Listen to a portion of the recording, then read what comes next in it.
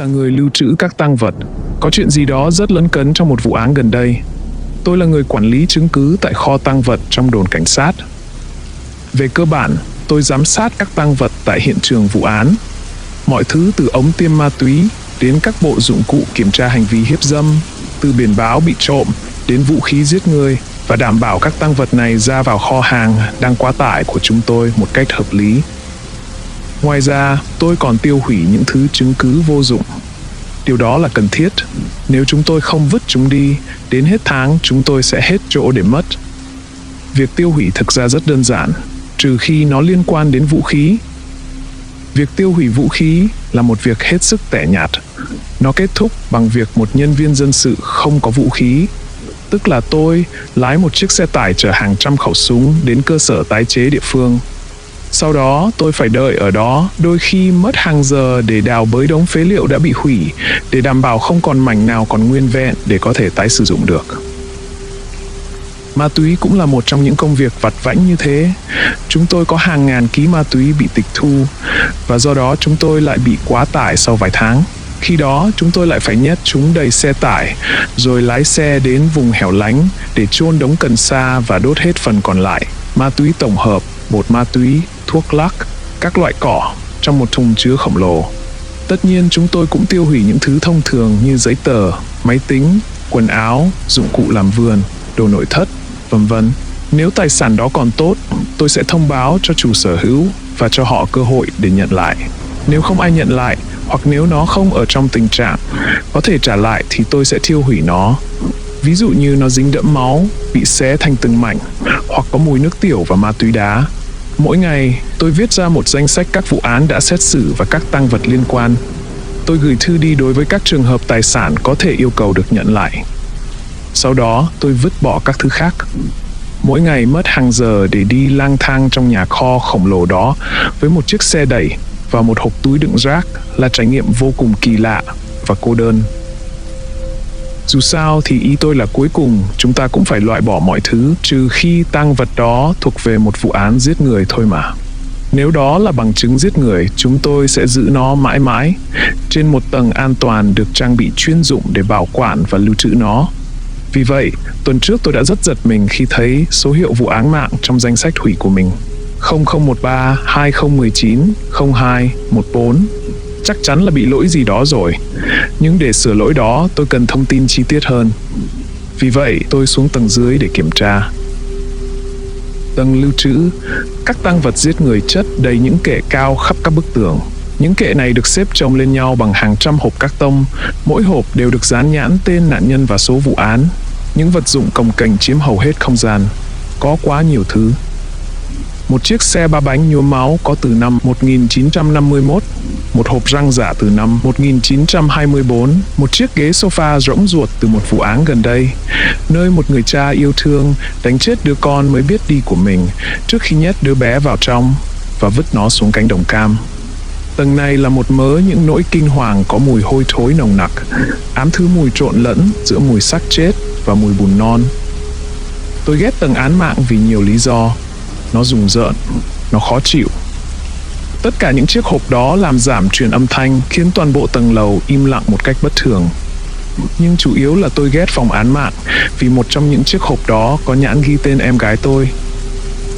Chuyện là thế này. Tôi là con cả trong gia đình có 3 anh chị em. Bố mẹ tôi đều nghiện ma túy nặng và đã chết do sốc thuốc. Khi đó tôi mới 12 tuổi. Tôi thấy xác họ vào sáng hôm sau. Tôi không biết phải làm gì, nên tôi giả vờ như không có chuyện gì xảy ra. Tôi nhét xác chết thối rữa của họ trong phòng ngủ và cố gắng duy trì các sinh hoạt bình thường trong nhà. Điều đó kéo dài không bao lâu.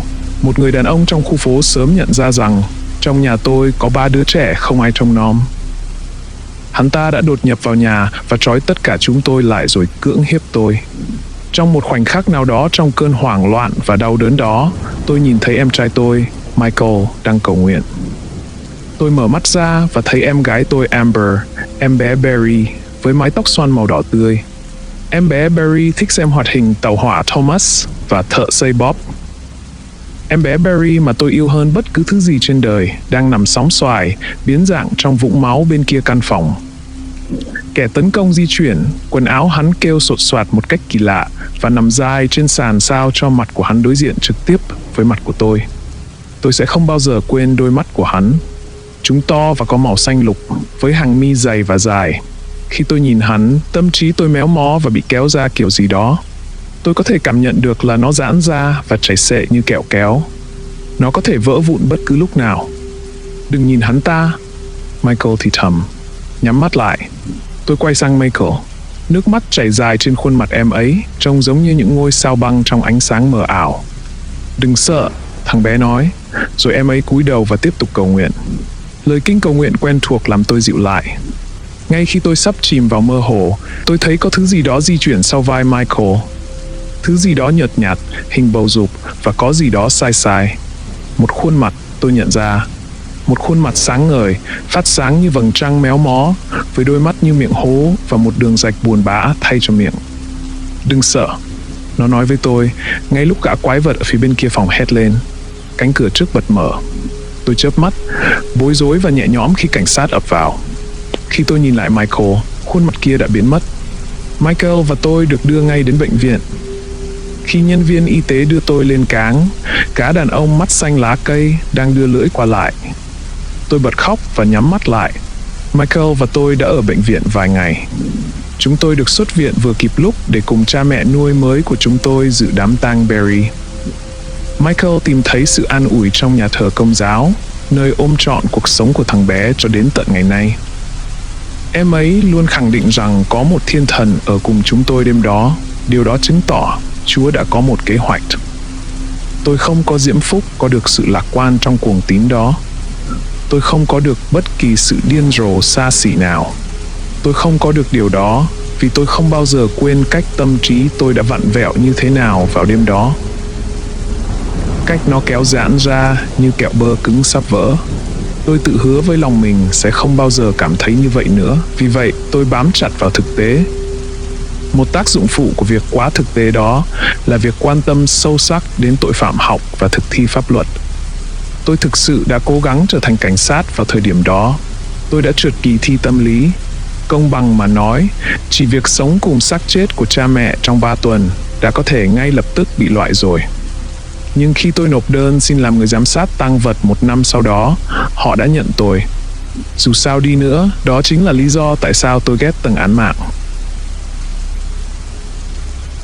Vì vậy, tôi đã xuống hiện trường vụ án mạng ngày hôm đó với ý định kiểm tra vụ án đang trong vòng nghi vấn. Tôi đã đi đường vòng để tránh hộp của Barry như mọi khi. Tôi tìm thấy hộp đựng bằng chứng cho vụ án bí ẩn, kéo nó khỏi kệ và mở nó ra. Mùi máu cũ và thối rữa ào ra như mùi hộp hoa thối rữa. Tôi lùi lại nôn khan. Mùi hôi thối đó trong phút chốc đúng là không thể chịu nổi. Nó nhắc tôi nhớ đến những cơn ác mộng, nỗi đau và Barry. Khi tôi lấy lại bình tĩnh, tôi nhìn vào trong. Không có gì cả. Đó chỉ là một chiếc hộp trống rỗng. Không hiểu sao nó lại toát ra mùi hôi thối ngột ngạt như một hiện trường giết người. Tôi hít thở sâu nhiều lần để lấy lại bình tĩnh. Sau đó tôi kiểm tra lại danh sách, hy vọng rằng mình đã đọc nhầm. Nhưng tôi đã không nhầm. Số hiệu vụ án và địa điểm lưu trữ rõ như ban ngày. 0013 2019 02 14 BSMNT 01 12 01. Nhiều khả năng xẹt qua tâm trí tôi, mỗi khả năng lại càng phi lý. Có phải vụ án đã được dán nhãn sai bộ luật hình sự, dẫn đến việc lưu trữ không đúng không? Có phải một tên ngốc nào đó đã vứt bỏ bằng chứng quan trọng và cố gắng che giấu dấu vết của chúng không? Có phải đó là một vụ giết người không có tang chứng không? Tôi quay lại lầu trên và kiểm tra vụ án trong cơ sở dữ liệu của chúng tôi. Những gì tôi tìm thấy khiến tôi sững sờ. Số hiệu vụ án ở đó cùng với vị trí lưu trữ bằng chứng. Nhưng không có báo cáo vụ án, không có bản kê khai vật phẩm, không có gì cả. Một liên kết dẫn đến một tệp trống rỗng. Điều này có thể có nhiều ý nghĩa khác nhau. Cũng có thể là lỗi hệ thống. Trong trường hợp đó thì chúng tôi đã gặp rắc rối to rồi. Có thể đây là kết quả của sự cẩu thả, hoặc có thể là bằng chứng của một sự che đậy hoàn hảo. Vì vậy, tôi đã báo cáo vụ việc với cấp trên. Cô không phá hủy nó chứ? Anh ấy hỏi. Không có gì ở đó cả. Cho tôi xem nào. Tôi đưa anh ấy đến phòng án mạng và dừng lại bên chiếc hộp đựng tang vật trống rỗng. Hạ sĩ mở nó ra và bất giác nôn khan, rồi anh ấy lại nhìn vào trong hộp. Tôi tưởng cô đã nói là không phá hủy nó mà. Tôi không có. Giọng nói của tôi có chút tuyệt vọng. Khi tôi thấy nó thì nó đã thế này rồi. Anh ta cúi xuống và hít vào. Mùi còn rất mới. Tôi trầm ngâm nói, có thể là do trục trặc, hoặc có thể ai đó đã làm hỏng hồ sơ vụ án. Hạ sĩ thở dài, ai mà biết được, tôi sẽ lo liệu vụ này.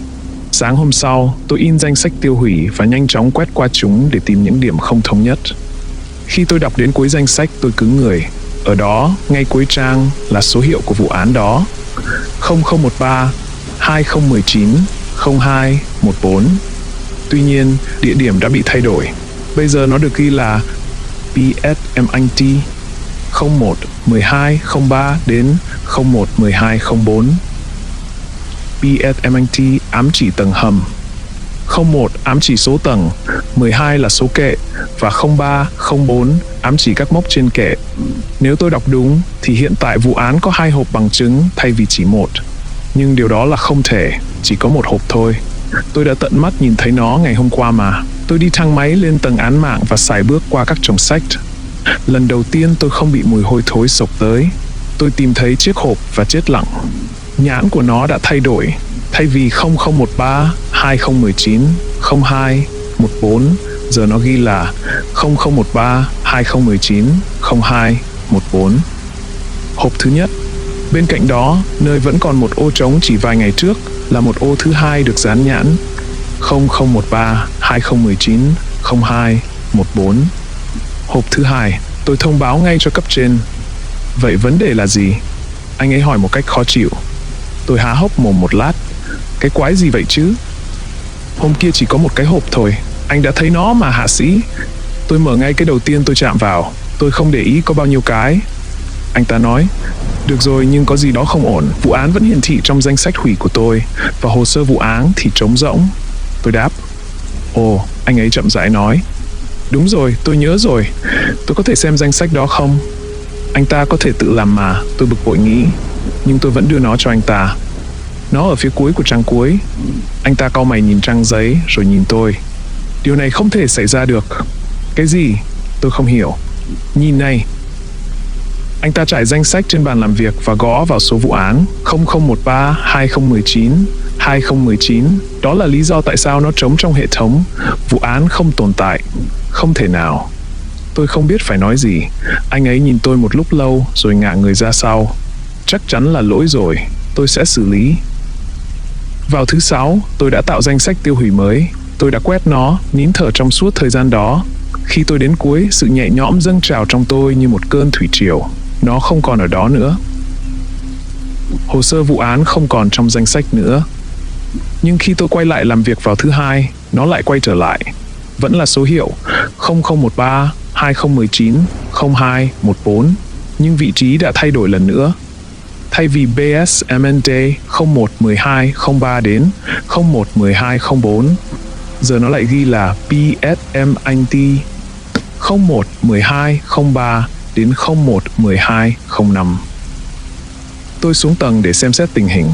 Bước vào phòng án mạng giống như bước vào vùng đất chết. Không khí tĩnh lặng và nặng nề, nóng một cách kỳ lạ vào thời điểm này trong năm. Tôi lấy hết can đảm và sải bước ra phía sau. Mấy cái hộp dần hiện ra, các nhãn rõ như ban ngày. 0013 2019 02 14.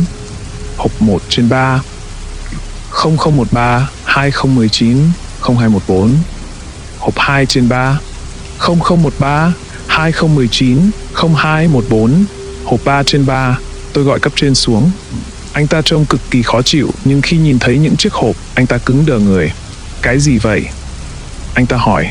Tôi không biết. Được rồi, chúng ta cùng tìm hiểu nào. Anh ấy lôi hộp đầu tiên ra khỏi kệ và mở ra. Mùi hôi thối quen thuộc, dày đặc và dữ dội như một cú đấm vào bụng bốc ra. Nó thậm chí còn gớm hơn lần trước. Tôi loạng choạng và nôn khan khi hạ sĩ kéo hộp thứ hai ra khỏi kệ. Anh ta nhìn chằm chằm vào nó một lúc lâu như thể đang cố lấy lại bình tĩnh. Sau đó, anh ấy mở nó ra. Nó chứa đầy những túi đựng tang vật được niêm phong. Tôi nhìn hạ sĩ một cách lo lắng. Cứ làm đi, anh ta nói. Tôi nhặt chiếc túi đầu tiên lên. Bên trong lớp nhựa kín là một chiếc áo phông dính máu. Dưới màu đỏ đặc quánh, tôi chỉ có thể nhìn thấy những chữ cái AFA. Hạ sĩ nhìn tôi đặt nó xuống sàn bê tông và lấy một chiếc túi khác. Trong túi đầy dây nhợ và những chiếc giá đỡ kim loại nhỏ, tất cả đều dính đầy máu đã khô lại. Tôi nhận ra đó là dây đeo quần. Tôi đang cầm một túi dây đeo quần bị rách. Hạ sĩ và tôi cùng dọn sạch cái hộp. Chúng tôi tìm thấy khăn tắm, đồ trang sức, xách tô màu, dụng cụ điện, cốc cà phê, dây thừng, khăn quàng cổ, heo đất, đèn, lọ đựng thuốc, một con lợn nhồi bông từ Auschwitz, hầu hết đều cứng đơ với các vết máu cũ. Hạ sĩ quan sát nó một chút với vẻ bất lực. Sau đó anh ta cầm lấy chiếc hộp thứ 3 và thả nó xuống sàn. Cô sẵn sàng chưa? Anh ta hỏi. Rồi, tôi nói, vì đó là câu trả lời phù hợp nhất lúc này.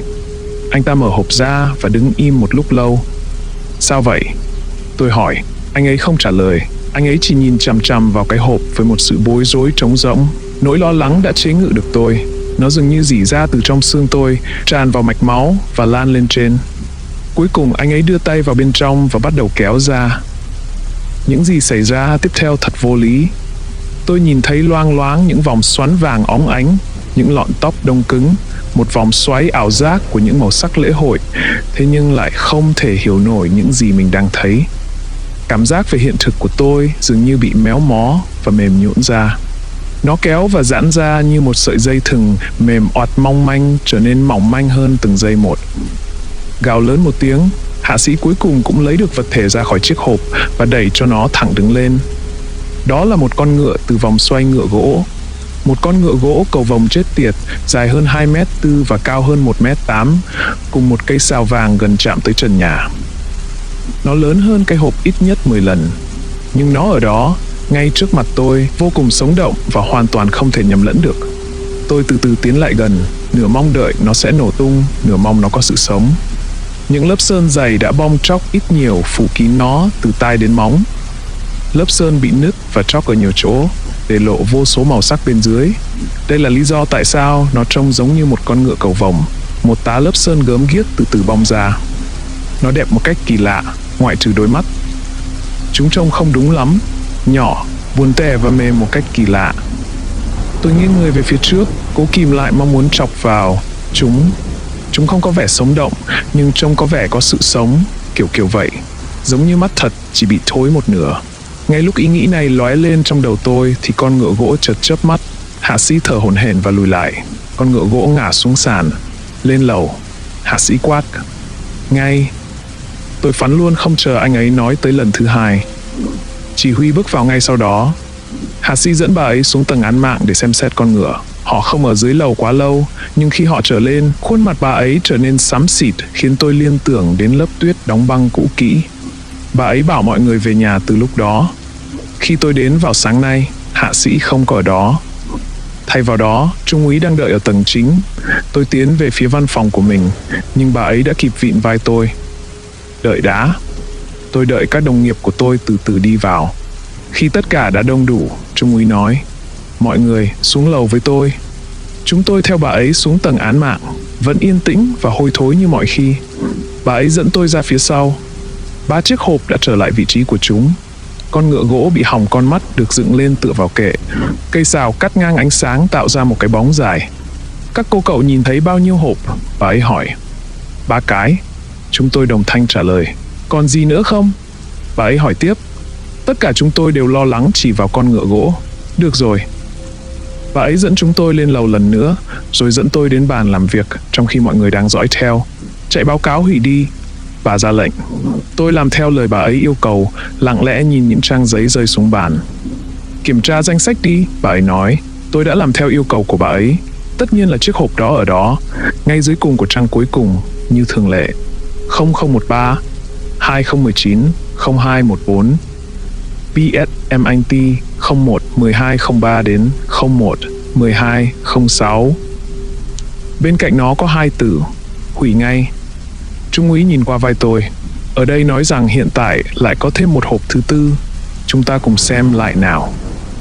Lần này khi chúng tôi đến cửa phòng án mạng, trung úy rút súng ra. Bà ấy dẫn chúng tôi ra phía sau. Các hộp dần hiện ra từng cái một khi chúng tôi đến gần. Hộp 1 trên 4, hộp 2/4, hộp 3/4, hộp 4/4. Chiếc hộp mới nhất thì rách dưới, cong vênh và ướt sũng. Trên đó là một chuỗi chữ vô nghĩa mà tôi thậm chí không thể lý giải nổi. Cái quái gì thế này? Ai đó thì thầm. Đi thôi. Trung úy nói. Hai sĩ quan nội vụ đang đợi chúng tôi ở trên tầng. Trung úy nhìn chúng tôi với vẻ mặt hoàn toàn vô cảm. Nào các cô cậu, tất cả các vị đều được nghỉ phép hưởng lương trong khi chờ điều tra nội vụ. Tôi sẽ thu thẻ của các vị ngay bây giờ. Bà ấy chỉ vào những người mới đến và nói tiếp. Các điều tra viên sẽ hướng dẫn chi tiết. Các sĩ quan phỏng vấn từng người chúng tôi, sau đó bảo chúng tôi về nhà chờ. Đã vài ngày trôi qua rồi, tôi vẫn đang chờ đợi. Tôi đã nghiên cứu, nhưng cho đến giờ vẫn chưa có kết quả. Những phát hiện gần nhất là cánh cổng và vật thể. Có lẽ chúng không phải là hiện tượng siêu nhiên chút nào. Có thể một trong những đồng nghiệp của tôi đang đùa giỡn. Tôi nghĩ đó là điều mà Trung úy tin. Dù sao thì điều đó cũng giải thích tại sao bà ấy lại điều tra tất cả chúng tôi. Dù thế nào đi nữa, tôi nghĩ đã đến lúc phải tìm một công việc khác rồi. Mỗi tuần, nhà tù quận giao một xe tải, túi đỏ đến phòng giam. Khi chúng tôi bắt giam một tù nhân mới, tất cả đồ đạc của họ như quần áo, ví, điện thoại và bất kỳ thứ gì khác họ mang theo người đều được đổ vào một chiếc túi rút làm bằng lưới đỏ rẻ tiền. Những chiếc túi này được lưu trữ cho đến khi tù nhân không còn chịu sự giam giữ của chúng tôi nữa. Túi đỏ là nỗi ám ảnh của tôi. Chúng chiếm một lượng lớn không gian một cách vô lý, có mùi như chân thối và nhà cầu bẩn thỉu. Và việc phân loại chúng đúng là địa ngục trần gian. Chúng cũng là sự lãng phí tài nguyên rất lớn vì chỉ có một tỷ lệ cực kỳ nhỏ những người yêu cầu nhận lại túi đỏ sau khi kết thúc bản án.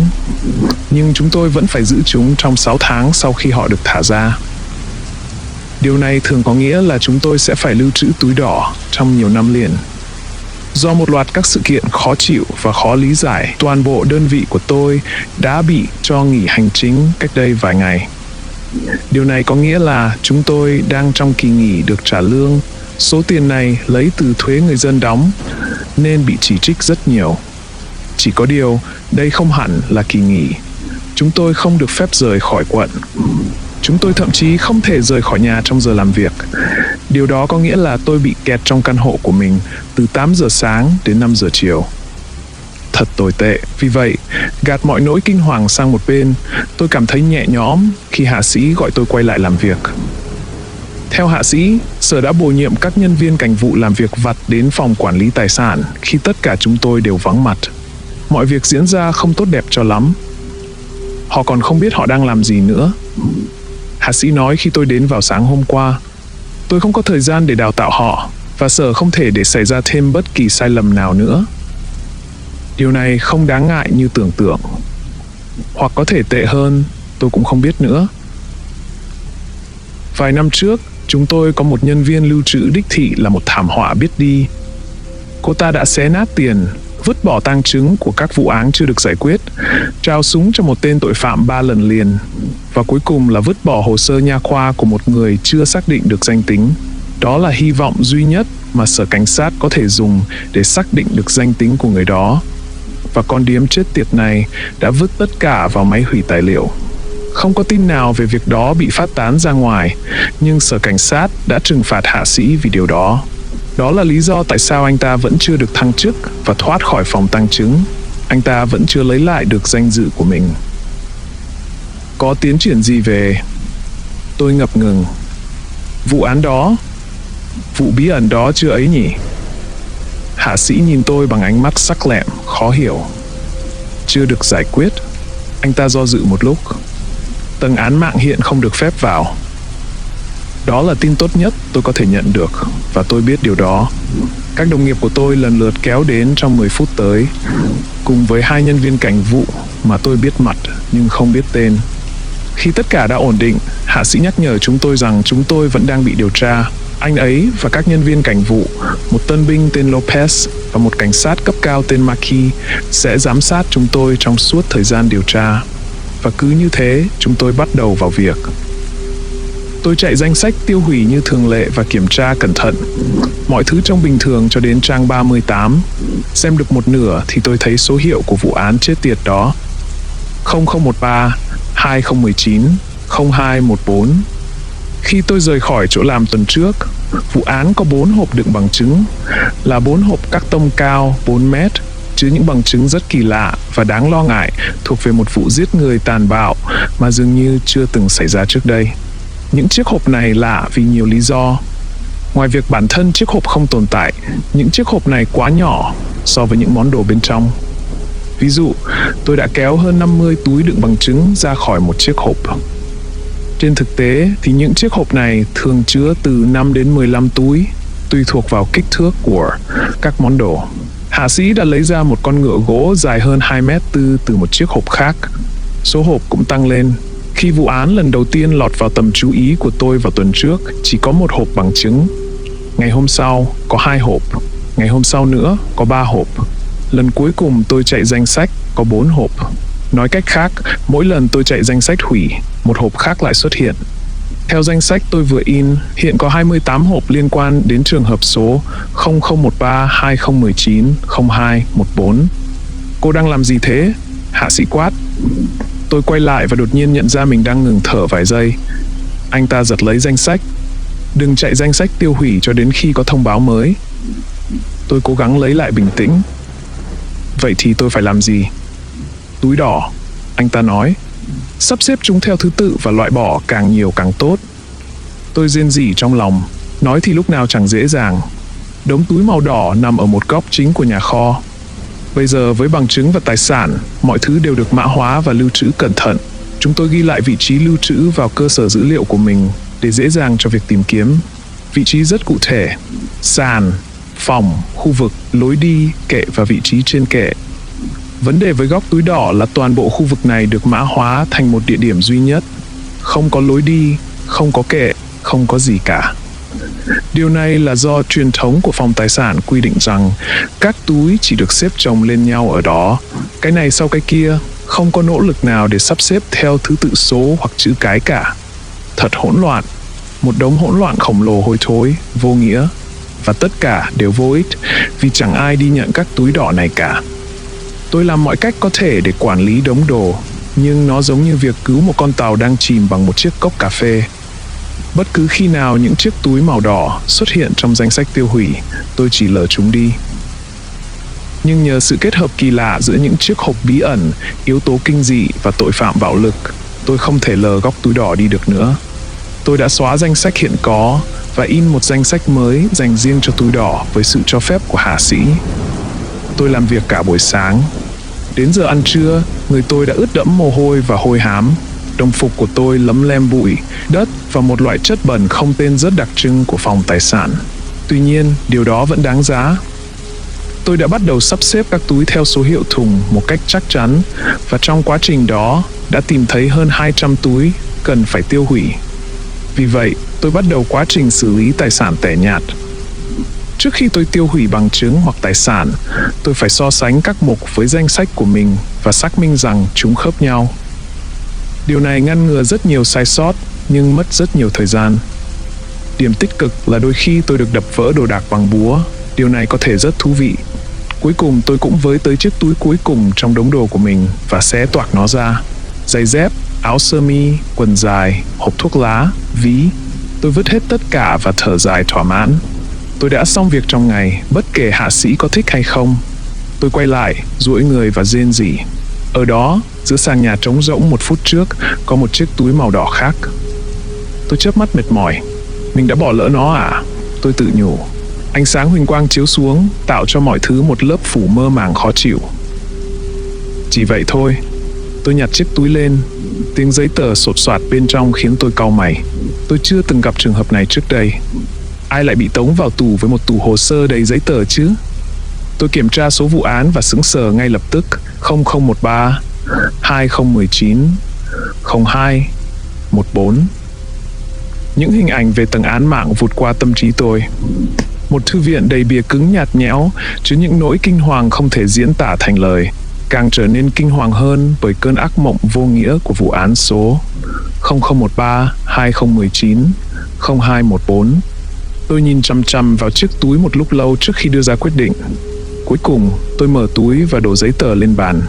Tôi thấy một bức ảnh ghép đáng lo ngại, những bức vẽ bằng bút chì màu, tranh vẽ, ghi chú viết tay và những trang báo cáo của cảnh sát nằm rải rác. Tôi liếc qua vai mình, chỉ có ánh đèn vo ve, bụi bay và cái bóng của chính tôi. Cố kìm cơn rùng mình, tôi kiểm tra lại chỗ lưu trữ tạm thời. Những bức vẽ đầu tiên thu hút sự chú ý của tôi. Những bức vẽ bằng than chì nghiệp dư về các xác chết, hầu hết đều bị xúc phạm theo một cách nào đó. Bị chặt xác, moi ruột, và thậm chí là hình ảnh mô tả chi tiết về một cậu bé bị lột da toàn thân. Những bức ảnh tệ hơn gấp ngàn lần. Tôi không biết phải mô tả chúng như thế nào, ngoài việc nói rằng chúng là những gì mà các bức vẽ phác họa. Tôi thấy mình đang chơi một trò chơi lật thẻ trùng nhau thật rùng rợn, ghép những bức vẽ kinh khủng đó với những bức ảnh tương ứng. Một số bức thì cũ một cách kinh ngạc, nhiễu hạt và nhạt nhòa, với sự tương phản gây khó chịu, chỗ thì quá trắng, chỗ thì quá đen, khiến các chi tiết bị nhòe nhoẹt. Ngược lại, một số bức trông giống như mới được chụp bằng điện thoại thông minh chiều hôm qua. Tôi không thể nhìn chúng một giây nào nữa. Tôi đẩy chúng ra, không để tâm đến việc chúng rơi xuống sàn. Tôi quay sang chú ý vào các báo cáo. Một số đã cũ đến mức chúng đã vỡ vụn và ngả vàng, và không có gì lạ. Báo cáo cũ nhất có từ năm 1923. Tôi lật chúng một cách cẩn thận. Năm 1935, năm 1947, năm 1959, năm 1971, năm 1983, năm 1995, năm 2007, năm 2019. Da tôi ngứa ran, tôi liếc nhìn xung quanh lần nữa, rồi mở tập tin năm 2019. Bên trong chỉ có một trang đánh máy duy nhất, cập nhật sau. Tôi đặt nó xuống để xem xét tập hồ sơ cuối cùng. Không có ngày tháng nào ở thời gian gần trong đó cả. Nó là từ năm 2002. Tôi lật nó ra. Trang đầu tiên là một ghi chú viết tay. Điều này phá vỡ khuôn mẫu, nhưng chúng tôi đã nhìn thấy cô bé và hắn phải có được nó. Tôi lật trang và bắt đầu đọc.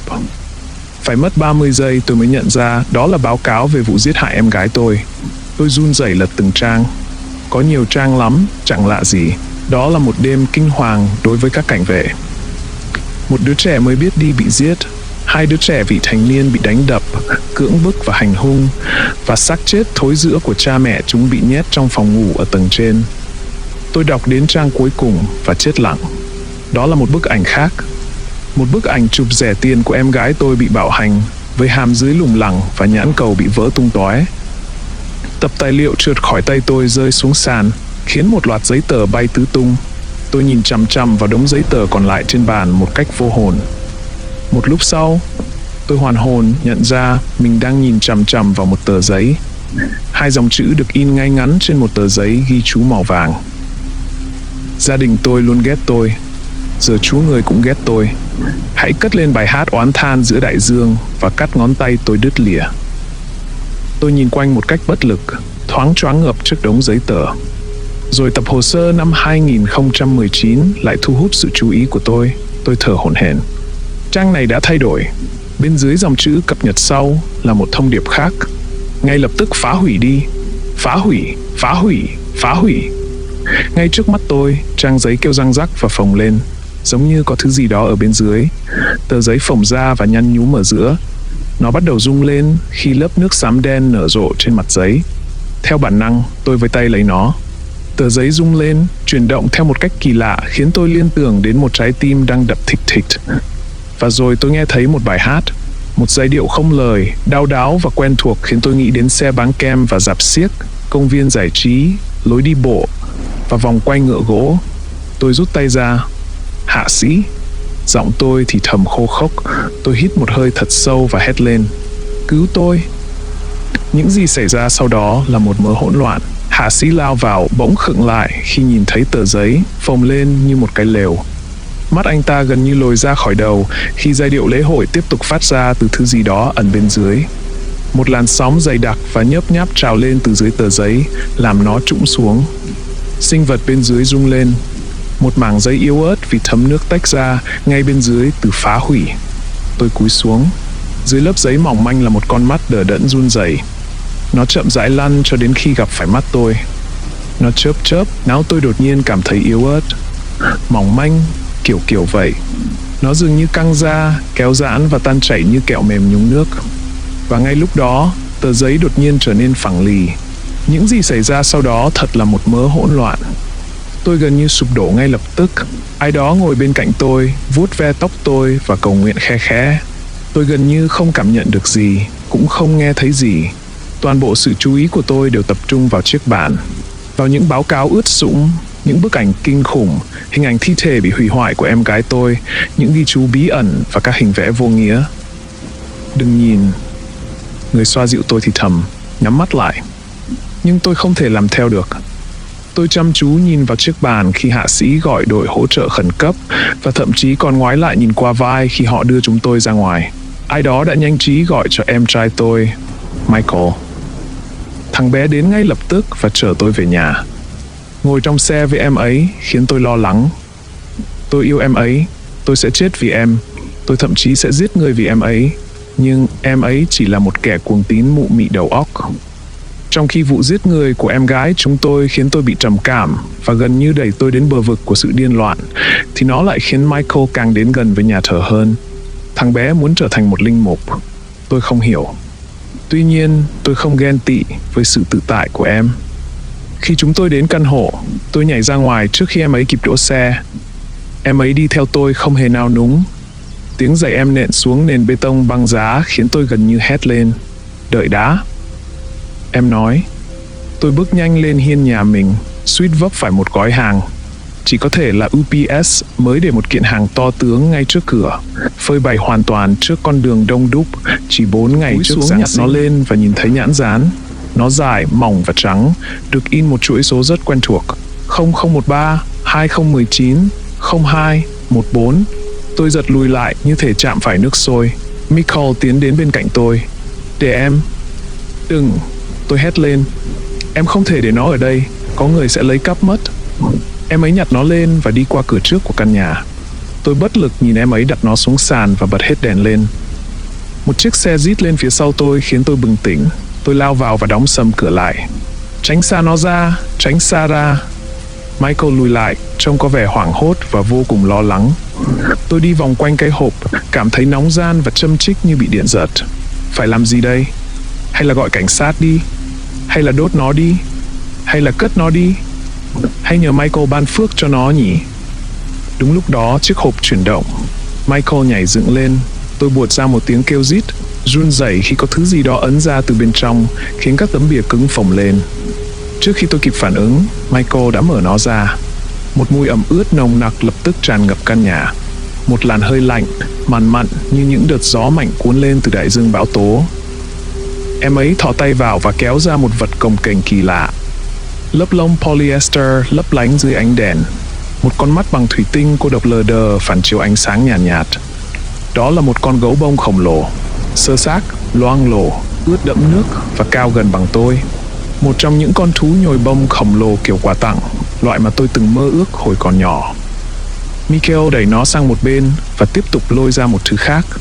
Vẫn cồng kềnh nhưng trơn nhẵn và cứng một cách kỳ lạ. Thằng bé gầm lên một tiếng nhỏ rồi nhấc nó ra khỏi hộp và đặt xuống.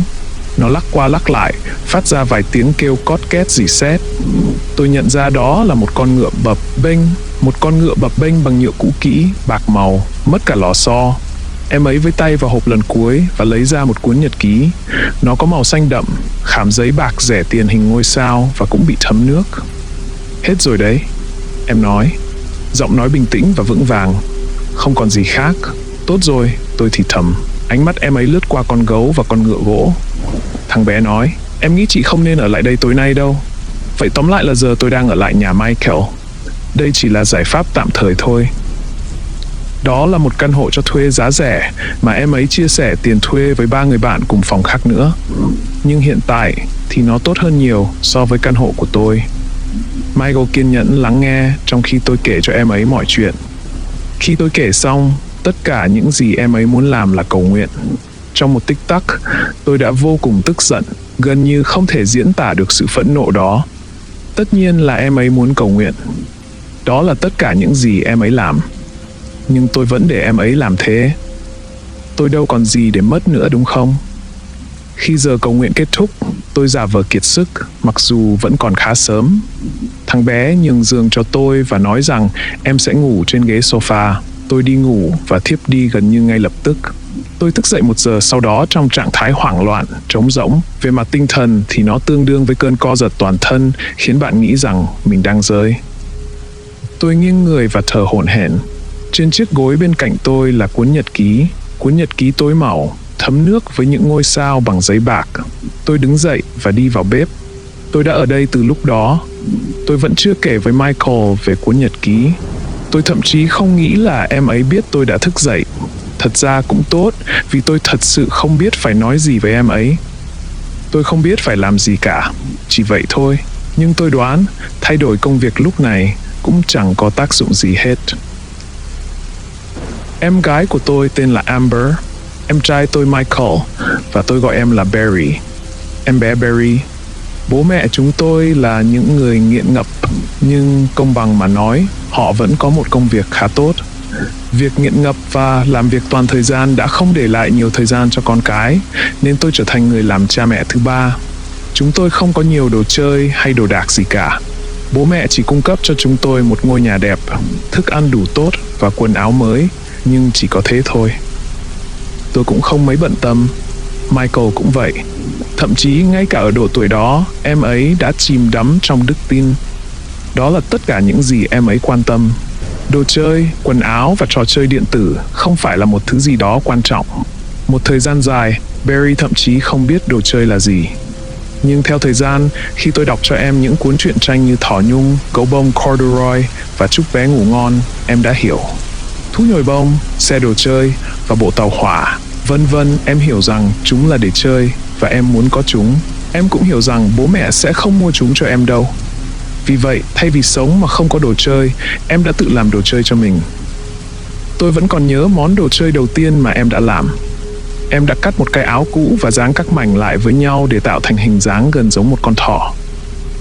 Nhìn này, em hét lên, em đã làm được một con thỏ nhung. Trong một khoảnh khắc dài, tôi không thể cười nổi. Làm sao mà tôi lại cười được chứ? Tim tôi tan nát. Đây chỉ là một đứa trẻ, một cô bé thông minh và đáng yêu, chỉ muốn một con thỏ nhồi bông. Tôi nhận ra nụ cười của em đang dần phai nhạt. Tôi cố gắng nở một nụ cười, nhấc em lên và nói, đây là con thỏ đẹp nhất mà chị từng thấy. Nụ cười của em quay trở lại và thế giới lại trở nên tốt đẹp. Trong vài tháng tiếp theo, Barry đã làm ngựa, gấu, mèo, chó con và kỳ lân. Một số được làm từ vải, một số từ giấy bạc, một vài cái khác được làm từ giấy. Em yêu tất cả chúng và mang chúng đi khắp nơi trong một cái túi mua sắm bằng nhựa. Một ngày nọ, vài tuần trước Giáng sinh, bưu điện giao một hộp lớn cho mẹ tôi. Ba chúng tôi, Barry, Michael và tôi chờ mẹ về để mở hộp trong sự hồi hộp. Có lẽ đó là một món quà. Barry reo lên. Dù chúng tôi không dám nói ra, Michael và tôi cũng hy vọng như vậy. Tất nhiên là không phải. Cái hộp đó chỉ chứa một cái tủ mới cho phòng ngủ bừa bộn của bố mẹ. Tôi vẫn nhớ khuôn mặt của Barry khi thấy nó. Đôi mắt sáng và nụ cười rạng rỡ biến mất, thay bằng sự đau lòng tột độ. Em khóc suốt đêm. Tôi đã cố gắng an ủi, nhưng khi tôi quỳ bên giường em lại im bặt và không cử động. Tôi nắm lấy tay em và chờ đợi, nhưng em không động đậy. Chỉ khi tôi quay về giường mình, em mới tiếp tục khóc. Tôi giả vờ không nghe thấy. Tuy nhiên, đến sáng hôm sau, nỗi buồn của em đã tan biến. Tôi thức dậy nghe tiếng em cười khúc khích. Khi tôi dậy, tôi thấy em đang ngồi chồm hổm trong chiếc hộp rỗng từng dùng để vận chuyển cái tủ. Có gì vui vậy? Tôi hỏi. Không có gì vui hết. Con bé nói, mặc dù vẫn cười khúc khích. Đây là cửa hàng đồ chơi mới của em. Barry kéo cái hộp vào phòng ngủ của chúng tôi và nhanh chóng trang trí nó bằng nhiều món đồ chơi em tự làm. Em ngồi trong cái hộp đó hàng giờ mỗi ngày, tạo ra nhiều món đồ chơi hơn. Sau vài ngày tôi nhận ra một điều. Những món đồ chơi này, những con vật nhỏ làm từ bìa cứng, áo thun cũ và giấy bạc đang dần được làm tốt hơn. Tôi đã bỏ qua cho đến khi tôi thấy món đồ chơi đầu tiên có đường chỉ khâu. Em không được dùng kim, Barry. Em sẽ làm mình bị thương đấy. Tôi răn đe em. Không đâu. Em nói. Đó là cây kim ma thuật. Thiên thần trong hộp đã đưa cho em. Thiên thần trong hộp là ai? Tôi hỏi. Là bạn của em. Cậu ấy sống trong cái hộp và giúp em làm đồ chơi. Barry trả lời. Tôi không thể nói những thứ làm tan nát trái tim em nên đành trả lời. Vậy nhờ thiên thần trong hộp bảo em rằng em còn quá nhỏ để dùng kim nhé. Em dừng lại, trông giống như đang lắng nghe ai đó. Sau đó em đảo mắt và nói, thiên thần trong hộp nói rằng chị là một người chị tốt và chúng em sẽ không dùng kim nữa. Từ đó, đồ chơi của Barry chỉ là những món đồ thủ công bằng giấy. Tôi vẫn cảm thấy buồn cho em. Búp bê giấy cũng tốt, nhưng chúng không thể thay thế mọi thứ mà em đáng lẽ phải có. Vì vậy, với sự giúp đỡ của bạn bè trong nhà thờ của Michael, tôi đã mua cho em một con thỏ bông bằng len. Lần đầu tiên em cầm nó, em trông như hạnh phúc tràn đầy. Tôi sẽ không bao giờ quên khuôn mặt của em hoặc tiếng cảm ơn kéo dài khoảng 1 giờ sau đó. Em làm cho con thỏ một ngôi nhà bằng hộp giày và dành riêng một góc trong cửa hàng đồ chơi bằng bìa cứng của em cho nó. Em dành hàng giờ trò chuyện với con thỏ bông và thiên thần trong hộp. Điều đó thật kỳ lạ, nhưng cũng rất đáng yêu. Đó có lẽ là phiên bản của tôi về niềm vui gia đình. Nhưng cửa hàng đồ chơi của Barry không hoàn toàn hạnh phúc vì một tuần trước Giáng sinh, em bắt đầu cãi nhau với thiên thần trong hộp. Không, chỉ là đồ chơi thôi mà, không sao cả. Em gắt lên, im lặng. Không công bằng, cậu chỉ đang ghen tị thôi. Barry gần như bật khóc. Barry ơi, tôi nói nhanh. Em lập tức im lặng. Barry, em đang nói chuyện với ai vậy? Tôi đi tới và mở các mảnh của nắp hộp bìa cứng. Ở đó, em gái nhỏ của tôi đang ngồi khoanh chân với một cái đèn pin bên cạnh và một món đồ trong tay, một con thú nhồi bông, một con thỏ lớn, mượt mà, cao bằng nửa người em. Em lấy nó ở đâu vậy? Tôi hỏi. Mẹ cho. Em nhanh chóng đáp. Nó thật đẹp, với bộ lông bằng nhung, tay lót vải lụa và đôi mắt thủy tinh lấp lánh, nhưng tôi ghét nó. Tôi sẽ không nói dối. Nhìn nó khiến tôi cảm thấy ghen tị. Như thể mẹ tôi cố tình vượt qua con thỏ bông bằng len của tôi vậy. Barry đặt tên nó là Piggy. Piggy khiến mối quan hệ của em với thiên thần trong hộp căng thẳng hơn bao giờ hết. Sự căng thẳng này lên đến đỉnh điểm trong một cuộc cãi vã lớn vài ngày sau Giáng sinh. Cậu nói dối. Em hét lên. Cậu nói dối, cậu nói dối, cậu nói dối. Im lặng. Ngốc nghếch. Cậu không thể chiếm cái hộp được. Cái hộp là của tôi. Đừng ghen tị nữa. Barry lại hét lên. Barry. Tôi cúi xuống và mở hộp. Em đang ngồi trong góc, ôm Piggy và khóc một cách tức giận. Sao? Em nói cộc cằn. Em không được hét lên như vậy. Chỉ là một người bạn tưởng tượng thôi mà. Đừng như trẻ con nữa, tôi nói. Em nhìn tôi với ánh mắt đầy thù địch nhưng cũng nghe lời. Thực tế, em không nói một lời nào trong suốt ngày hôm đó. Nhưng sáng hôm sau, em có một món đồ chơi mới. Một con lợn rừng nhồi bông khổng lồ với những cái răng nanh to. Em lấy nó ở đâu? Tôi hỏi. Mẹ. Em lẩm bẩm.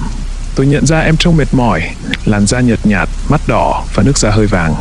Sự oán hận và ghen tị trào dâng. Đó là 2 món quà dành cho Barry, còn Michael và tôi thì không có gì. Đừng ác độc, tôi tự nhủ. Chỉ vì em ấy là em út thôi. Trong những ngày sau đó, tôi thấy Barry ngồi trong hộp với vô số những món đồ chơi nhồi bông mới, được làm một cách tinh xảo. Một con rồng, một con ngựa, một con khỉ, một con chó và một con hổ. Barry lui về cái hộp của mình với những món đồ chơi mới.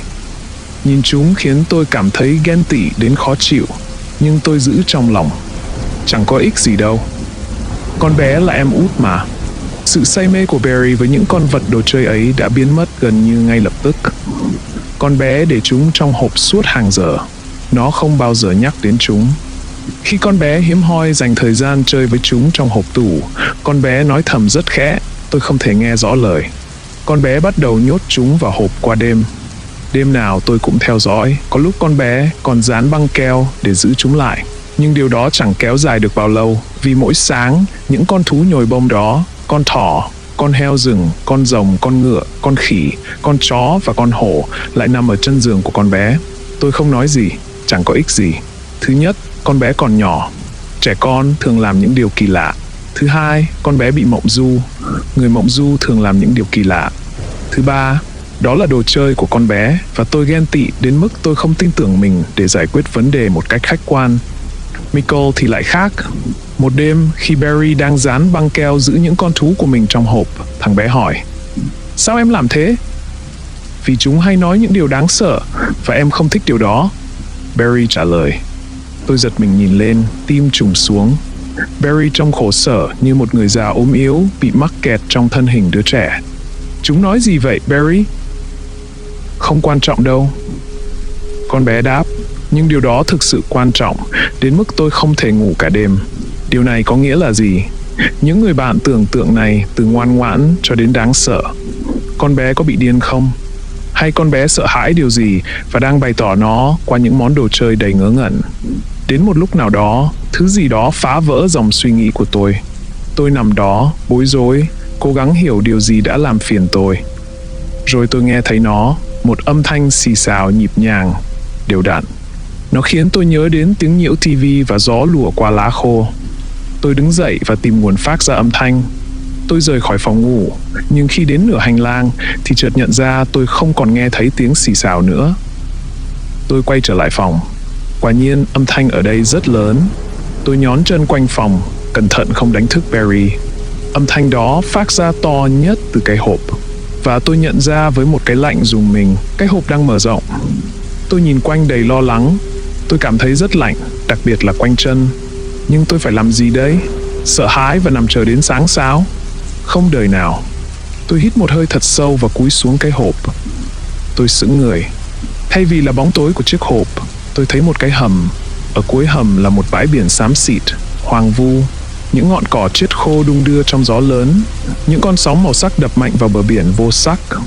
Thủy triều bò lên bờ, bao phủ những tàn tích đổ nát của một vòng quay ngựa gỗ. Con thỏ bằng len của Barry nằm bẹp trên cát.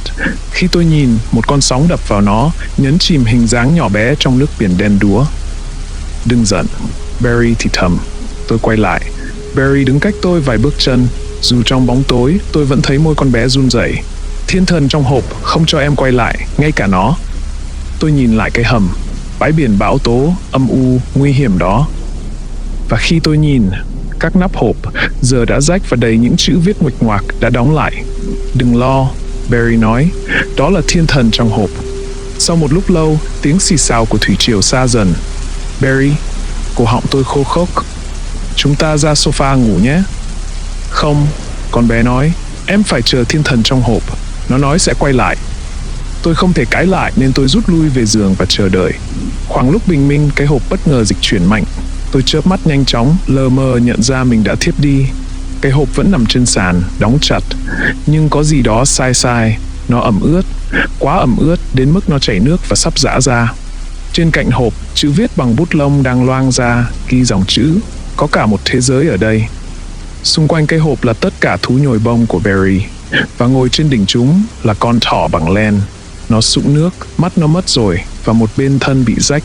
Tất cả bông gòn và hạt bên trong đã biến mất, để lại một cái vỏ ướt với rong biển nhấp nháp. Barry nằm co lại cạnh tôi. Tôi giật mình nhận ra con bé đang khóc nức nở. Nó chết rồi. Con bé thở dốc. Một cơn ớn lạnh khủng khiếp chạy dọc sống lưng tôi. Ai chết? Thiên thần trong hộp. Tất cả chuyện đó đã xảy ra từ rất lâu rồi. Lúc đó tôi nghĩ đó chỉ là một giấc mơ huyền ảo. Tôi hay bị ốm, và mùa đông là mùa tồi tệ nhất đối với tôi. Thêm vào đó là sự ghen tị, một chút rùng mình, và em gái bị mộng du, đó là lý giải duy nhất hợp lý. Tôi vẫn chưa tin đó là gì khác, vì nó có mọi dấu hiệu của một cơn ác mộng. Cơn ác mộng của tôi, ít nhất là vậy. Sau khi cái hộp xuất hiện trên hiên nhà tôi đã đến ở với em trai Michael. Giống như những cái hộp ở chỗ làm, nó chứa đầy những thứ kỳ quái và đáng sợ, nên chúng tôi bỏ lại nó và vội vã đến nhà của Michael. Ngoại trừ một vật thể nào đó đã đi theo chúng tôi, bằng một cách nào đó, một cuốn nhật ký sũng nước với những ngôi sao bằng giấy bạc trên bìa. Mất vài giờ để lấy hết can đảm, nhưng cuối cùng tôi đã mở nó. Trên trang đầu tiên là một nhãn dán với số hiệu hồ sơ 0013 2019 0214. Tôi cố gắng kiên cường rồi lật trang tiếp theo. Bằng nét chữ nặng nề, hoang dại in sâu vào giấy là những từ: tao đã ăn thịt em gái mày và tao sẽ ăn thịt cả mày nữa. Tôi lật trang. Cùng một cụm từ được viết đi viết lại: tao đã ăn thịt em gái mày và tao sẽ ăn thịt cả mày nữa. Tao đã ăn thịt em gái mày và tao sẽ ăn thịt cả mày nữa. Tao đã ăn thịt em gái mày và tao sẽ ăn thịt cả mày nữa. Tôi đóng sập nó lại. Em gái. Tôi giật mình khi nghe thấy từ đó, nhưng đó là Michael. Chỉ là Michael đứng lấp ló ở cửa và nhíu mày. Nước mắt tôi trào ra và rơi xuống các trang giấy. Michael vội bước tới và cầm quyển nhật ký. Lông mày em nhíu chặt hơn và mắt mở to. Tôi nhìn, cố gắng nuốt lại tiếng nấc khi làn da em ấy trở nên tái nhợt đi. Chị đã viết những thứ này à? Em ấy thì thầm. Không, nó từ trong hộp. Tôi đáp. Em quay người lại và đi ra ngoài, bỏ tôi lại một mình với những dòng chữ kinh khủng, kỳ quái đó. Tôi chạm tay vào những dòng chữ, run lên vì độ sâu mà chúng khắc vào giấy. Nó bị rách ở nhiều chỗ, bằng chứng của sự tức giận, của cơn thịnh nộ. Michael quay lại vài phút sau với một xấp những lá thư. Tôi nhận ra những phong bì đó, chúng đến từ nhà tù. Đó là loại phong bì dành riêng cho thư được gửi từ tù nhân. Michael kéo các bức thư ra và trải chúng trên giường. Tôi nổi da gà từng cơn. Những trang giấy đơn lẻ, mỗi trang đều có cùng một nét chữ như trong quyển nhật ký. Những quả dâu berry rất ngon. Tao đã ăn thịt em gái bé nhỏ của mày và tao sẽ ăn thịt cả con chị ngu ngốc của mày nữa. Mày sẽ làm. Những quả dâu berry rất ngon, những thiên thần thì ít ngon hơn nhưng chúng sẽ tốt thôi. Mày sẽ làm theo lời tao nói vào một ngày trời đông đẹp đẽ. Những chiếc hộp dành cho lũ trẻ to xác. Có cả một thế giới ở đây. Hãy đến thăm thế giới này đi. Em nhận được những bức thư này từ khi nào? Tôi thì thầm. Michael đáp với vẻ bất lực. Trong vài tháng qua rồi. Em đã cố gắng ngăn chặn nó. Em đã gọi cho nhà tù. Nhưng số tù nhân... Thằng bé chỉ vào địa chỉ trả lại. Nó không tồn tại. Không có hồ sơ nào về anh ta. Họ không thể ngăn một tù nhân viết nếu tù nhân đó không tồn tại. Tôi giật phong bì ra và tìm kiếm một cái tên. Không có tên nào cả. Chỉ có một số tù nhân và địa chỉ nhà tù. Chúng tôi đã nói chuyện trong nhiều giờ, nhưng không tìm ra được gì. Michael không nhớ những con thú nhồi bông của Barry. Vì vậy tôi không thể thảo luận điều đó với em ấy. Sáng hôm sau, tôi gọi cho trung sĩ của mình về cái hộp trên hiên nhà. Anh ấy hoàn toàn biết về điều mà anh gọi là hiện tượng hộp. Vì vậy, anh ấy đặc biệt có khả năng giúp tôi.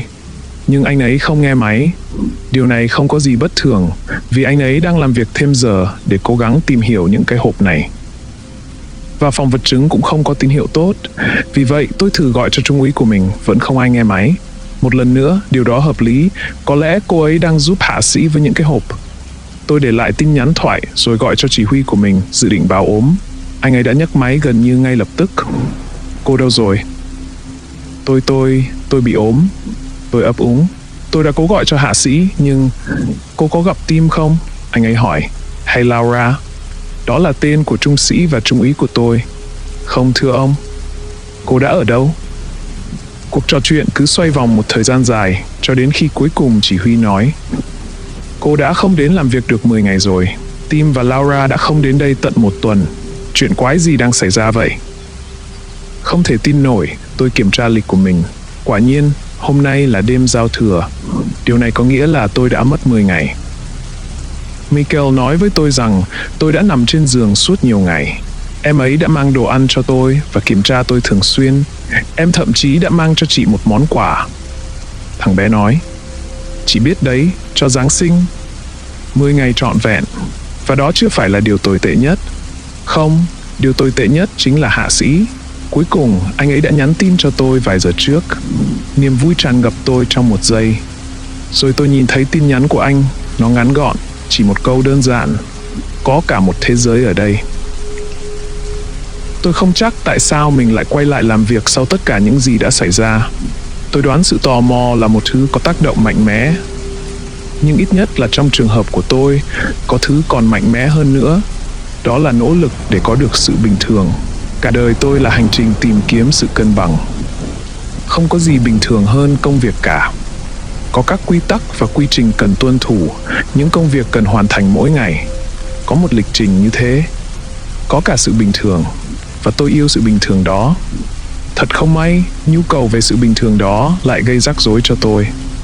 Ngày đầu tiên trở lại làm việc sau thời gian nghỉ năm mới đúng là một cơn ác mộng. Tủ đựng đồ, phòng nhận yêu cầu, sảnh thiết bị và thậm chí cả khu bốc dỡ hàng đều chất đầy túi đựng tang vật.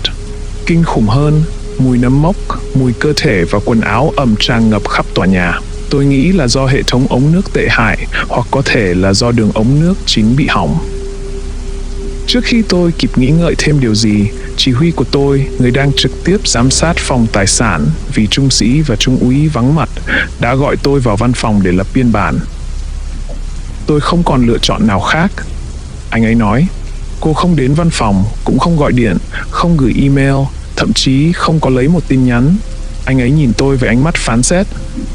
Cô có điều gì muốn nói gì với tôi không? Không, tôi rất xin lỗi, thưa chỉ huy. Tôi không có lý do gì, chỉ là tôi bị ốm nặng. Tôi sẽ lấy giấy khám bệnh từ chỗ bác sĩ. Tôi nói với vẻ hối lỗi. Đó không phải là ý tôi muốn nói. Dĩ nhiên là tôi mong cô mau chóng khỏe lại. Anh ta ném cho tôi một nụ cười khinh khỉnh. Việc cô vắng mặt cũng giống như sự vắng mặt của hạ sĩ và trung úy của cô. Cô có biết gì về chuyện đó không? Nỗi kinh hoàng tụ lại thành một khối gần như có thể chạm tay vào. Tôi thấy nó hiện hiện trong lồng ngực mình, nặng nề và không thể thoát ra được. Bây giờ tôi đang là nghi phạm sao? Tôi sắp mất việc hay còn tệ hơn thế nữa? Không, thưa sếp. Anh ấy nhìn tôi một lúc lâu, rồi anh ấy nhún vai.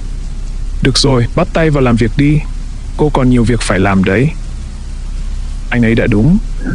Đầu tiên, tôi phải dọn tủ đồ cùng một người đồng nghiệp tên Trish. Ngoài những thứ như thường lệ, chúng tôi có một vụ án giết người mới. Đúng là ác mộng, thậm chí so với những vụ giết người khác. Có vô số hộp tang vật cộng với rất nhiều đồ vật quá lớn, không thể nhét vào hộp. Điểm nhấn là một tấm thảm giả phương Đông rẻ tiền dính đầy máu và bốc mùi thối rữa nồng nặc đến mức khiến tôi phát ốm. Sau khi xem xét mớ hỗn độn đặc biệt rùng rợn này, Trish bắt đầu lo lắng. Không có chỗ nào để nhét thứ này vào, nó là cả một chiếc xe tải. Chắc là tầng điều tra án mạng vẫn chưa hoạt động lại đâu, phải không? Tôi hỏi. Vâng. Cô ấy thở dài. Tôi sẽ hỏi chỉ huy xem ta nên làm gì. Trong lúc đó, tôi chất mọi thứ còn lại lên xe đẩy và đi vào nhà kho chính. Nhà kho giống như một thư viện tối tăm rùng rợn, thường bi thảm, tràn ngập mùi hôi thối của sự mục nát và bẩn thỉu. Nhưng dù sao nó vẫn là một thư viện. Những dãy kệ cao ngất ngường được sắp xếp theo một cách có trật tự. Tôi nhanh chóng bị cuốn vào như một thói quen. Mùi hôi, túi đựng tang vật nhàu nát, ánh đèn nhấp nháy, thậm chí cả cách sắp xếp ngột ngạt của các kệ hàng đều tan biến khi sự quen thuộc của lịch trình công việc dần lên ngôi. Cho đến khi tôi dẫm phải vũng nước. Vũng nước thật sự là tệ hại. Tôi không thể mô tả được mức độ tệ hại của việc có vũng nước trong phòng lưu trữ tài sản. Khía cạnh quan trọng nhất của việc lưu trữ tang vật là tính toàn vẹn của bằng chứng. Rò rỉ, vũng nước, nước đọng, độ ẩm. Tất cả những thứ này làm giảm giá trị của bằng chứng một cách nhanh chóng, thường là không thể cứu vãn được nữa. Tôi nhìn xuống và thở hổn hển, tệ hơn nhiều so với vũng nước. Một dòng nước có bề rộng ít nhất 1 feet lan ra từ dưới kệ gần nhất, chảy qua chân tôi với tốc độ đáng kinh ngạc. Tôi lần theo nó để tìm đến nguồn nước, hóa ra là từ cầu thang. Nước nhỏ giọt xuống các bậc thang theo một dòng chảy đều đặn. Chẳng trách mọi thứ lại có mùi hôi thối đến vậy. Giữa tấm thảm tử thần và những thiệt hại do nước gây ra, tòa nhà sẽ bốc mùi hôi thối trong mấy tháng liền cho mà xem. Tôi lên lầu để điều tra thêm và nhăn mặt khi nước lạnh bắn vào giày. Mùi hôi thối thật ngột ngạt. Ngay lúc đó, cơn đau đầu dữ dội đã lan đến thái dương tôi. Hành lang tầng 2 bị ngập hoàn toàn, thảm lún xuống dưới chân tôi, vừa xốp vừa lồi lõm.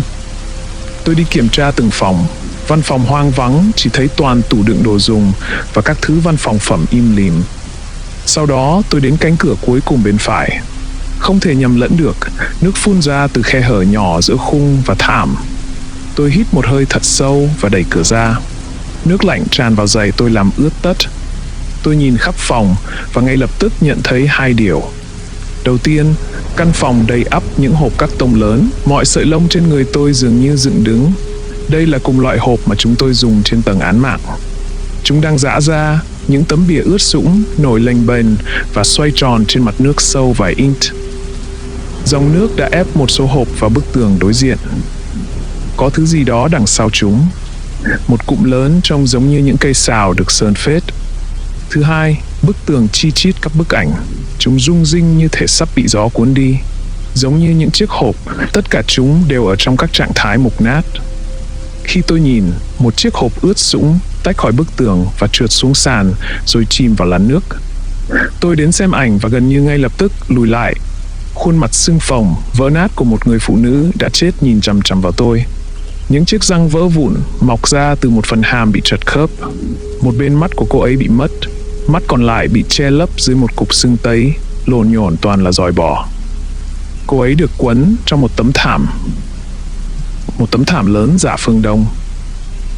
Đây không phải là những bức ảnh ngẫu nhiên, đây là những bức ảnh về một tội ác xảy ra chưa đầy 24 giờ.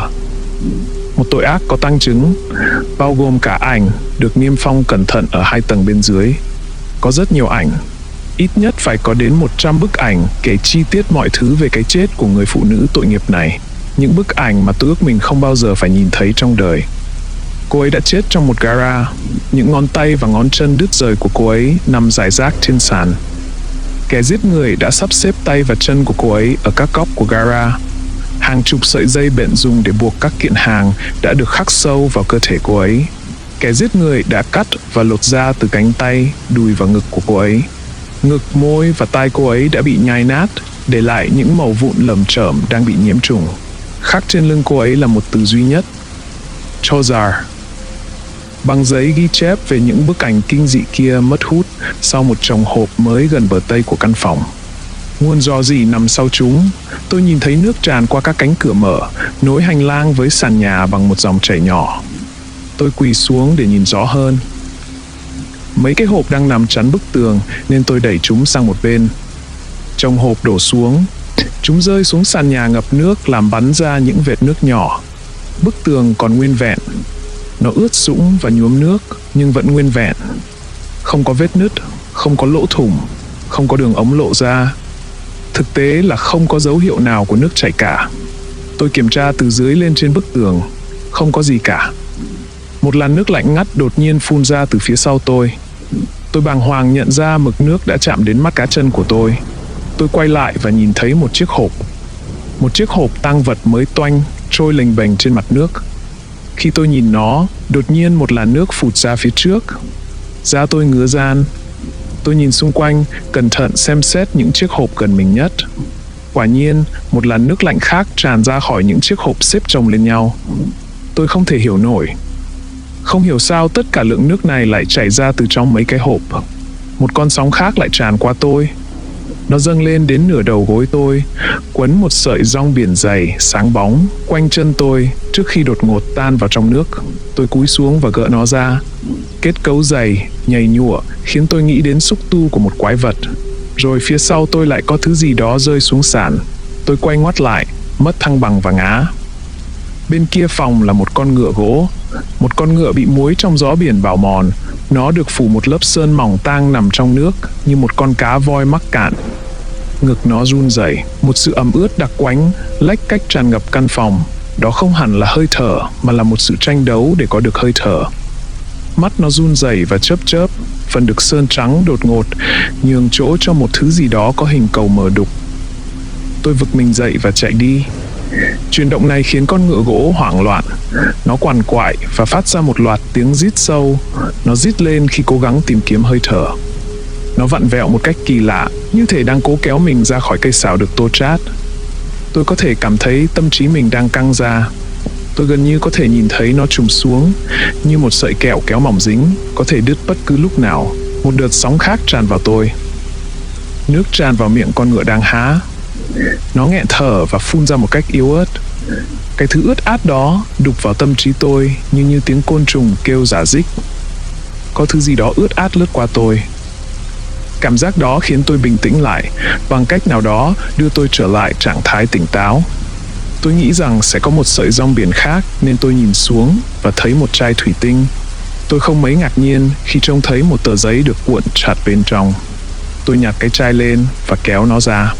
Dĩ nhiên là nó ẩm ướt, mực ướt thấm qua tờ giấy. Tôi cẩn thận mở nó ra. Cô có thích con ngựa của tôi không? Barry thì rất thích con ngựa của tôi đấy. Tất cả các cô gái đều thích ngựa của tôi. Tôi thả tờ giấy xuống. Nó trôi theo dòng nước rồi nhanh chóng chìm xuống. Tôi đứng dậy, bịt tai để át đi tiếng quằn quại tuyệt vọng của con ngựa gỗ, rồi bước xuống cầu thang. Chỉ Huy đang ở trong phòng chính, giúp Trish nhấc tấm thảm bẩn thỉu đó lên, trong khi những người khác thì giả vờ bận rộn. Tất cả đều nhìn lên khi tôi bước vào. Miệng Trish há hốc. Một trong những người mới được tuyển vào, một anh chàng tên là Vincent, đứng dậy và bước vài bước về phía tôi trước khi loạng choạng. Trong nửa giây, Chỉ Huy trông có vẻ tức giận. Sau đó, anh ta tái mặt. Chuyện gì đã xảy ra vậy? Có một con ngựa, tôi nói, trên lầu. Như để nhấn mạnh thêm cho câu nói của tôi, trần nhà liền kêu cót két. Và có những bức ảnh trên tường. Tôi chỉ vào tấm thảm của vụ đó. Không có bức ảnh nào cả. Chỉ huy nói một cách thận trọng. Không có bản cứng. Tất cả đều là kỹ thuật số. Chúng nằm trong ổ đĩa. Nhưng chúng vẫn ở đó. Tôi nói. Và con ngựa đang hấp hối. Ngựa gỗ, Trish nói. Không phải là một câu hỏi. Tôi gật đầu. Dừng lại. Chỉ huy khẽ nói. Trish khẽ thoáng mỉm cười. Sau đó, khuôn mặt cô ấy như vỡ ra, sụp đổ thành một mớ hỗn độn kinh hoàng. Có thứ gì đó ở đây. Tôi đã loáng thoáng nhìn thấy nó. Tay chân cô ấy run rẩy. Cô ấy hạ mình xuống sàn bê tông. Một thứ gì đó sũng nước, màu xanh lá cây, bạc và nâu, miệng luôn mở. Một trong những nhân viên bảo quản trong phòng tài sản khác bắt đầu bật khóc.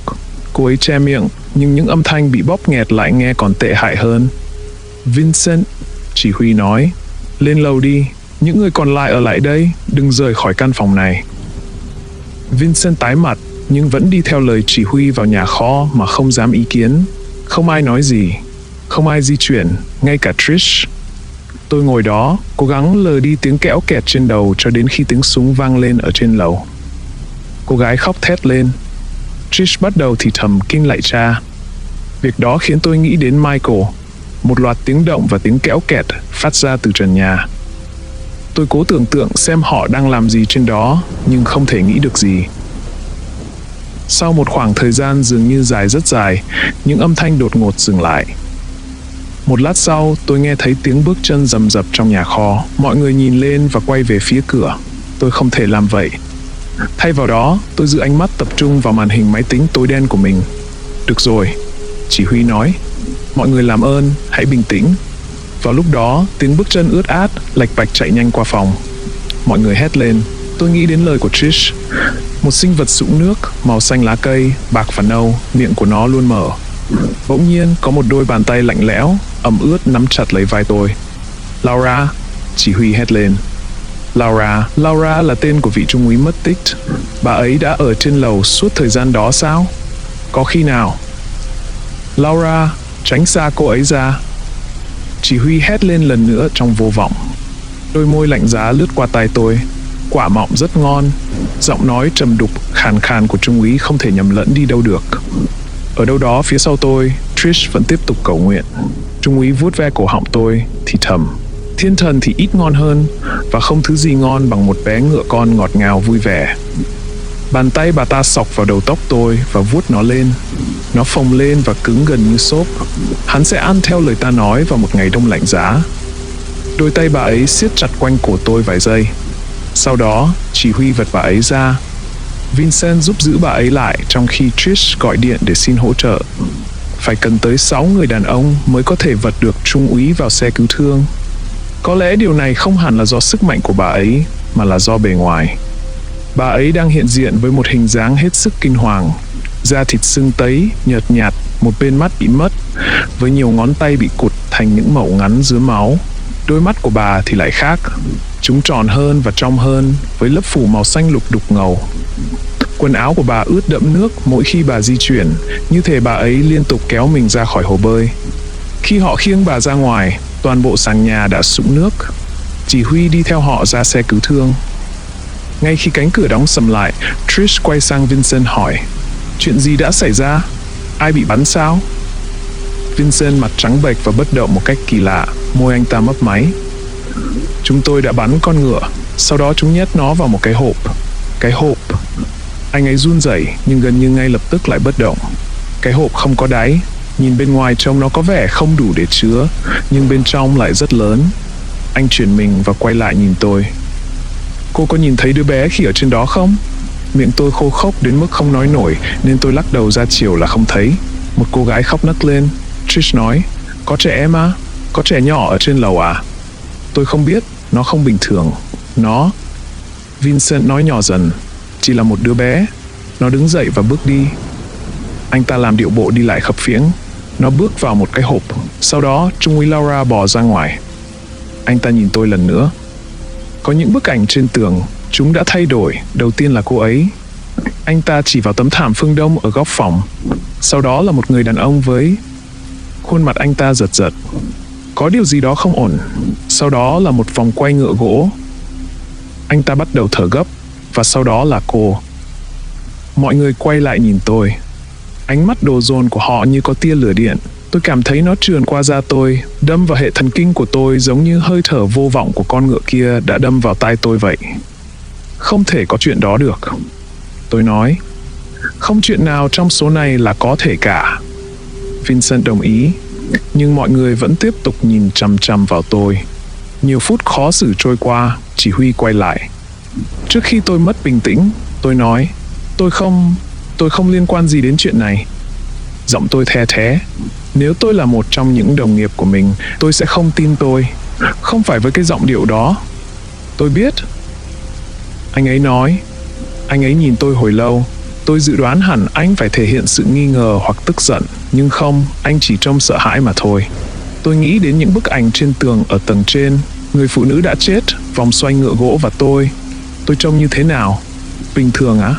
Không đúng, giống như người đàn ông kia à? Hay đã chết và bị tra tấn như người phụ nữ tội nghiệp kia? Mọi người, tôi biết chúng ta đã có một ngày khó khăn, nhưng chúng ta cần phải lôi mọi thứ ra khỏi sàn nhà để phòng trường hợp phần còn lại của tòa nhà bị ngập. Cuối cùng, chỉ huy ra lệnh. Đó là những gì chúng tôi đã làm trong suốt quãng thời gian còn lại của ngày hôm đó. Các kệ thì ổn, nhưng tầng hầm chứa đầy đồ kim khí, thùng gỗ và đồ nội thất lại đòi hỏi rất nhiều công sức. Mặc dù mất nhiều thời gian hơn, nhưng tất cả chúng tôi đều làm việc cùng nhau. Không ai tách ra, thậm chí không ai đề cập đến khả năng đó nữa. Cuối cùng, chúng tôi phải ở lại muộn, nhưng chúng tôi đã thành công. Khi chúng tôi hoàn thành, mọi bằng chứng đều đã được yên vị an toàn. Sau khi được lệnh của chỉ huy, tôi đi về nhà. Không phải nhà Michael, mà là căn hộ của tôi. Căn hộ mà tôi đã không về trong gần 2 tuần liền. Một tấm thẻ thông báo bay phấp phới trên tay nắm cửa. Đó là cảnh báo căn hộ tôi ở bị khiếu nại về tiếng ồn. Nhưng điều đó thật vô nghĩa, tôi thậm chí còn chưa về nhà mà. Bực bội và bối rối, tôi mở cửa bước vào. Không khí lạnh lẽo và mặn chát tràn vào người tôi. Tôi cứng đờ. Ở giữa phòng khách là một vòng thú nhồi bông bao quanh một đống đồ chơi hỏng. Một con ngựa bập bênh, một chiếc xe 3 bánh, một chiếc radio cổ, những mô hình nhân vật, trống và một con búp bê cỡ người thật. Ngồi trên đỉnh đống đồ là một con lợn rừng nhồi bông khổng lồ. Nước nhỏ giọt từ những cái nanh của nó làm ướt sũng tấm thảm bên dưới. Đằng sau tất cả lại là một chiếc hộp khác. Nó nằm nghiêng, mở toang, ánh sáng phát ra từ bên trong. Màu xám xanh đậm của một buổi chiều giông bão. Tôi nín thở. Quả nhiên, tiếng thủy triều vọng lại từ xa. Lẫn trong đó như một dải duy băng trên mái tóc dài là một bài hát. Tiếng đàn hơi thánh thót của một lễ hội hóa trang, hay vòng quay ngựa gỗ. Tôi quỳ xuống trước nó và nhìn vào bên trong. Một đường hầm dài không tưởng trải dài trước mắt tôi. Một đường hầm trải dài thật xa, xa hơn cả giới hạn của tòa nhà chung cư này, chứ đừng nói đến cái hộp chứa nó. Một cơn gió lạnh thổi qua, làm tóc tôi bay phấp phới và tạt những giọt nước lạnh vào mặt tôi. Rồi sau đó, cắt ngang qua tiếng sóng và tiếng nhạc, tôi nghe thấy tiếng cười. Tiếng cười khúc khích quen thuộc đến đau đớn của một cô bé mà tôi yêu hơn bất cứ thứ gì trên đời. Trái tim tôi rơi xuống giữa lòng đất, rồi nảy trở lại lồng ngực, nơi nó đập thình thịch quằn quại, khổ đau. Barry, tôi thì thầm. Thiên thần trong hộp. Con bé ríu rít. Cậu ở đâu? Hãy ra đây, bất kể cậu đang ở đâu. Tôi chui vào hộp mà không suy nghĩ gì thêm. Nó rung và lắc lư xung quanh tôi. Những dấu tay ướt phủ kín tấm bìa các tông cùng với những bức vẽ bằng bút màu và những ghi chú nhỏ. Tôi nhận ra ngay chữ viết tay của Barry. Thiên thần trong hộp và Barry. Mình yêu anh trai của mình. Mình yêu chị gái, con ngựa của mình nữa, Knuckles. Bên dưới là hình ảnh mô tả một sinh vật lạ hầu như không thể là một con ngựa và người cưỡi. Barry gọi. Đến đây, tớ có nước ngọt Pepper cho cậu này. Tôi tăng tốc bò nhanh nhất có thể qua đường hầm các tông. Tôi không nghĩ, tôi thậm chí còn chẳng cảm thấy gì. Tôi chỉ đơn giản là bị thôi thúc. Barry đã ở đây. Dù sống hay chết cũng không còn quan trọng. Con bé đã ở đây, và tôi phải tìm con bé. Xa xa phía trước, như thể trong một khung ảnh nhỏ, tôi thấy một bãi biển hoang vắng. Cát xám, bầu trời xanh, nước đen đập vào bờ biển trống rỗng. Barry không thể ở ngoài đó, phải không? Tớ đã chờ đợi và chờ đợi. Barry kêu lên. Cậu ở đâu? Đột nhiên, một thứ gì đó đen đúa và kỳ lạ bò vào khung ảnh nhỏ xa xôi đó. Nó có những chuyển động khập khiễng, đứt quãng của một con rối không có người điều khiển. Thiên thần trong hộp. Giọng của Barry the thé khủng khiếp. Đó là gì vậy? Hình thù đen ngòm kia giật giật và bò về phía trước. Tôi không thể hiểu nổi. Nó có hình dáng không cân đối, chuyển động của nó gần giống như loài nhện. Là cậu á? Barry hét lên. Đừng đùa với tớ mà. Tớ sợ lắm.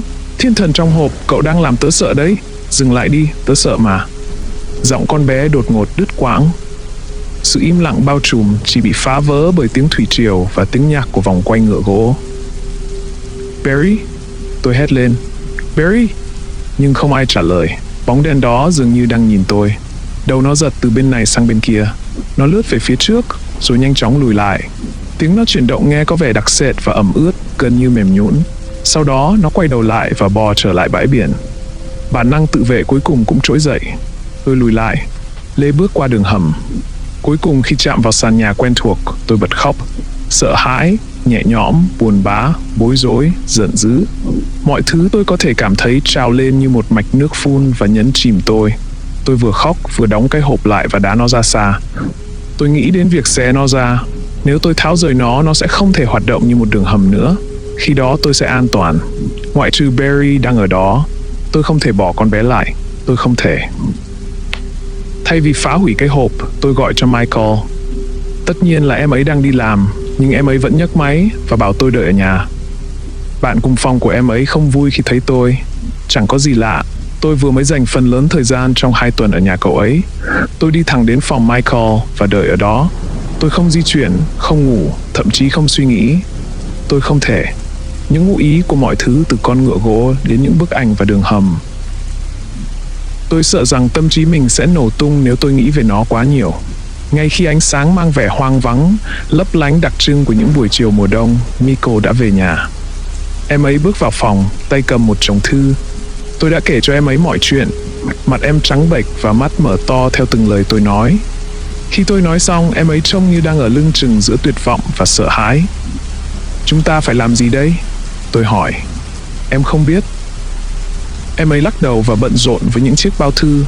Tôi dõi theo cử chỉ của em như bị thôi miên khi em xé chúng ra một cách gọn gàng, lấy những thứ bên trong ra và phân loại chúng. Hóa đơn, thư từ, phiếu giảm giá, danh mục. Em nghĩ chị bị điên à? Em ước là mình nghĩ như thế. Em ấy cầm lấy cái bao thư cuối cùng. Đó là một cái phong bì đựng hồ sơ dày cộp và em ấy xé toạc nó ra. Tôi ngửi thấy nó ngay lập tức. Mùi ngọt ngào, mùi hôi thối khó chịu của sự phân hủy. Đặt nó xuống đi, tôi nói, nhưng đã quá muộn. Những thứ bên trong tuôn ra đầy sàn nhà. 3 đầu ngón tay đứt lìa, bị gặm nhấm và đổi màu vì thối rữa, rơi xuống sàn. Một cục thịt mềm nhão trông như cao su rơi ra ngay sau đó. Đó là một phần của bầu ngực. Núm vú nhăn nheo tạo ra một cái bóng nhỏ kỳ lạ trên sàn nhà. Michael hét lên. Bằng cách nào đó, tôi vẫn giữ được bình tĩnh và kiểm tra cái phong bì. Có một tờ giấy bên trong. Tôi trút nó ra, nó lật ngửa lên. Được viết bằng chữ in hoa vụng về là những từ: mày sẽ ăn theo lời tao nói vào một ngày trời đông đẹp đẽ. Chúng tôi gọi cảnh sát. Họ đưa cả hai chúng tôi vào để thẩm vấn. Khoảng 8 giờ sau, khi cuối cùng họ cũng để chúng tôi đi, Michael nói: đưa em đến căn hộ của chị đi. Tôi làm theo lời em ấy yêu cầu và ngay lập tức hối hận. Ngay khi bước vào trong, em ấy đi đến cái hộp, đường hầm, cánh cổng nơi Barry đang ở và nghiền nát nó. Tôi không thể thở nổi. Tôi đẩy em ấy ra, hét lên và chửi rủa các kiểu cho đến khi em ấy rời đi. Tôi không nói chuyện với em kể từ khi đó. Thực tế là tôi cũng không quay lại căn hộ của mình nữa. Tôi sống trong một nhà nghỉ rẻ tiền. Vài ngày sau đó, tôi nhận được thông báo rằng tôi đã bị đình chỉ khỏi phòng lưu trữ trong khi chờ điều tra nội bộ. Tôi đã nghỉ 6 tuần. Thực ra là tôi mới nhận được cuộc gọi ngày hôm qua. Họ vẫn chưa hoàn tất cuộc điều tra, nhưng họ đang thiếu nhân sự. Vì vậy, tôi sẽ quay lại làm việc vào ngày mai. Tôi sợ hãi, nhưng phấn khích. Thấy không, phòng lưu trữ tang chứng là nơi mọi chuyện bắt đầu. Mọi thứ đều xuất phát từ chỗ đó. Bằng chứng, ngựa gỗ, hình ảnh ghi chú và mấy cái hộp. Cái hộp chính là chìa khóa. Vậy nên ngày mai tôi sẽ mang một cái về nhà. tôi sẽ sắp xếp nó và đợi tiếng sóng biển và tiếng nhạc từ vòng quay ngựa gỗ. Sau đó tôi sẽ chui vào trong, và dù có chuyện gì xảy ra, tôi cũng sẽ tìm thấy em gái mình.